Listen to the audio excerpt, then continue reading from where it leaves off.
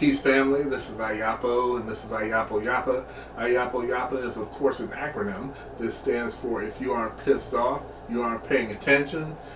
Going a little different this time just because I want to do this share from my dirty ass kitchen. And so you know I usually have like my little gag at the beginning and then the bumper music and stuff. I don't feel like doing it this time. Angela and I just got back from Costa Rica several days ago. Hasn't even been a week. And I learned so much while I was there. I truly enjoyed it. I did not want to come back. And I don't mean I wanted to stay longer. I mean, I did not want to come back. All right. And if you have an opportunity to go to Costa Rica, specifically Limon, then by all means go there. It is a beautiful place. Costa Rica is a beautiful country. We went to where the area that's predominantly black in Limon, and I just had the greatest time. It was more than just having a good time. I felt more comfortable there. It was I can't really put into words how it was to be there. And this video isn't actually about that, but I'll be doing some more in the future and explaining it and talking about where we stayed, give some advice on places to stay, because there's one or two places we stayed in particular that are of note. So anyway, it was beautiful. The purpose for this video is that when this was like our first week in Costa Rica. We stayed there about 3 weeks. In that 3 weeks, I was going on a couple live streams, and I wasn't telling anybody where I was. I would go on Sister Angelique's live streams, and I would go on Psycho's live streams, and I would never say where I was. I was just still participating, because those are two pro-black channels that I particularly like, because there's just so much love for our people there. There's so much respect for our people, and again, it just shows like some truly pro-black people, for one of the better terms, just pro-black, just totally about our people, about black us. Anyway, like the first week that Angela and I were there, we, me, her mother, her stepfather, went to lunch, and this wasn't Limon that we were in. This is oh brother, I think it's Gracia that we were in first. And we went to lunch, and we met a couple there who were expats, and the man started. His name is Levanson, and Levanson started having a conversation, and in the middle of his conversation, because he was going on and on and on, and I said, in the middle of the conversation, I said, please, may I video what you're saying? And he said, sure. So we paused for a moment, and I got the video, and this is what he said. Let me start. Okay. This is Ayapo Yapa. I'm in Costa Rica, and I just met. How you say your name again? Levanson. Levanson, and we were having a discussion at lunch. And guess what came up? Now, go. Tell us all about it. I'll just kind of pick up where I left off as far as Fukushima is concerned, and what's going on as far as this thing called the Kurosho Current, which is well known, and you have to excuse my pronunciations for these things. It's a Japanese word, Kurosho, and it's a current in the Pacific Ocean And it is the current that principally is distributing the radiation from Fukushima around the Pacific Basin, from Japan to the Aleutian Islands, all the way down the western coast of the United States. When it gets to approximately the central point of Mexico, the current curves around and goes back across the Pacific, inundates Hawaii, and goes back over to Asia, and then back up the Chinese and Japanese coastline. So the Pacific coast of Costa Rica is not really something that would be affected.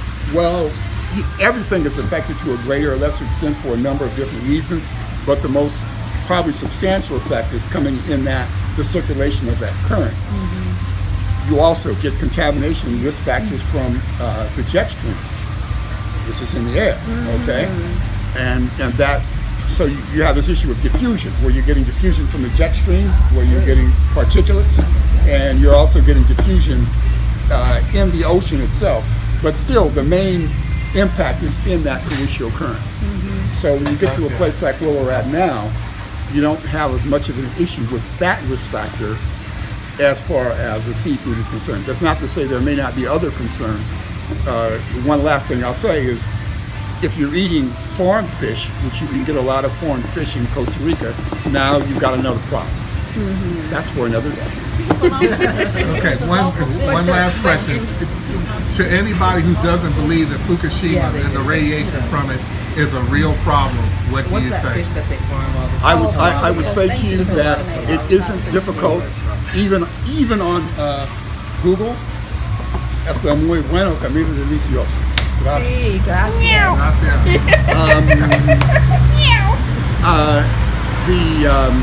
I'm sorry, we were talking about the severity of the problem. Right. Yeah, so the severity of the problem has not gone away. People think because they don't hear about it on MSNBC or on whatever their favorite news work is, Fox News, I don't care who it is, that somehow things are better because they don't hear about it. I got news for you.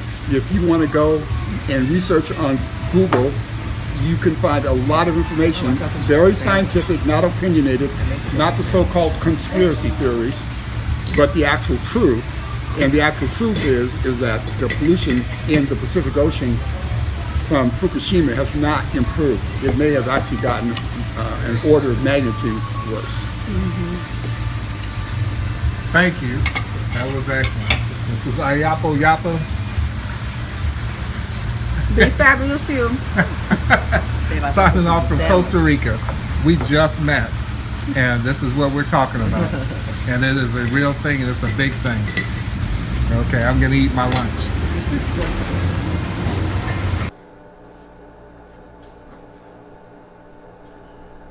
Okay. There are people around the world, people where you wouldn't even expect to find them. I have to preface this by saying I had never met this, Levanson and I had never laid eyes on each other in our life, and we're just having conversation over lunch. We're talking about Costa Rica, what it's like to live in Costa Rica, all these different things, and then he starts talking about Fukushima, and he's going on and on and on.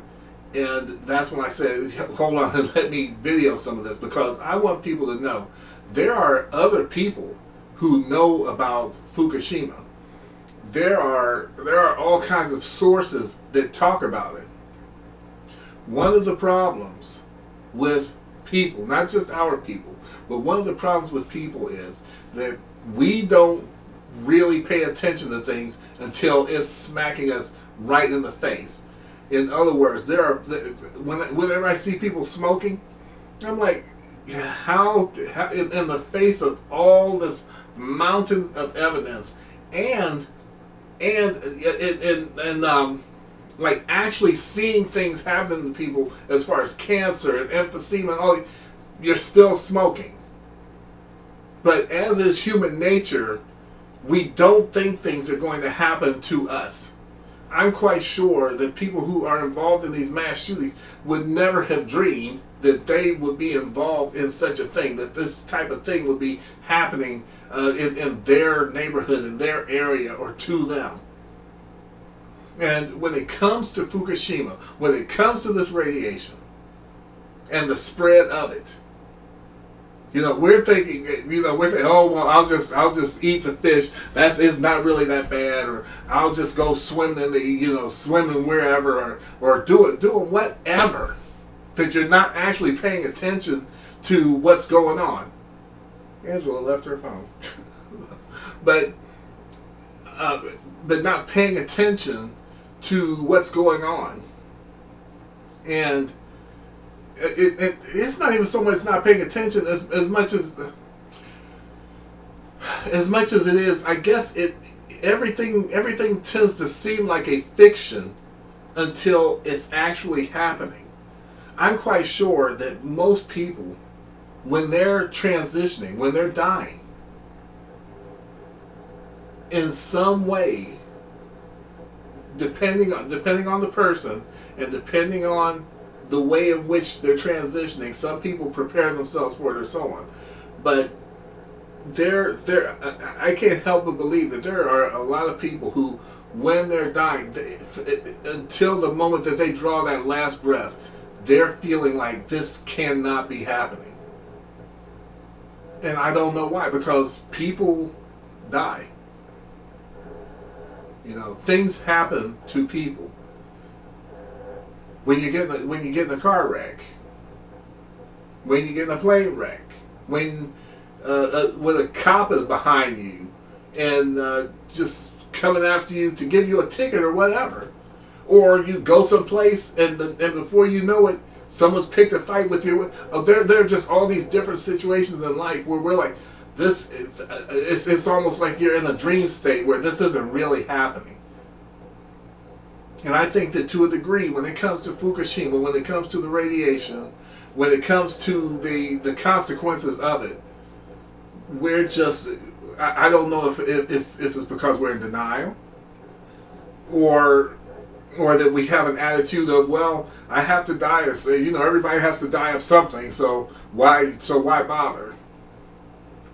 Yeah, everybody has to die of something, but I'm not going to go and play in the middle of the street because everybody has to die of something. I'm not going to go jump off a cliff because everybody has to die of something. You do the best that you can with the information that you have. And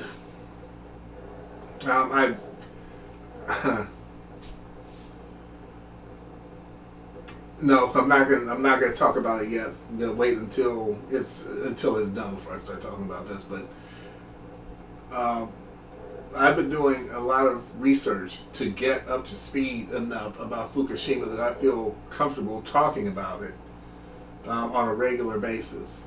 And I'm pretty much at that point, at the point where I feel comfortable. I am in no way an expert on it. I am in no way an authority on it. But I do have enough information now that I can start comfortably talking about it and explaining things and answering people's questions. Because there are, just like with Levanson, there are other people out here, a lot of other people, who are aware of this problem and know that it's not a joke. Know that it's not some conspiracy theory crap. And understand the ramifications of it.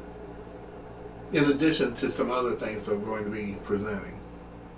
So anyway, I'm doing this video is a little bit different. I'm not going to draw it out because I'm going to be doing another one shortly. And Angela and I are going to be doing one together. It depends on how she's feeling today. Like I said, we just got back. And we're still getting back adjusted to being in this mess.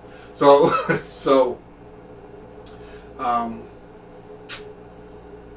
I'm going to go on and close this one out. I was just anxious to present this one because of what I heard when I was in Costa Rica. Like I said, we never laid eyes on each other in our life, and we met for lunch in Costa Rica, and we're just talking about different subjects, and this is what came up. I didn't bring it up. It was the furthest thing from my mind, to be frank. Levanson brought it up, and I said, wow, other people know about this. and I want to show that there are people who you can just start a conversation with, and they will be aware of this threat. So that's about it. I love your family. I will be coming back. I don't know if it's today or when I'm going to be uploading more, but it's not going to be a long time. Like I said, just unwinding from Costa Rica. So anyway, I love you. Peace and blessings to you, and I will talk to you soon. Peace.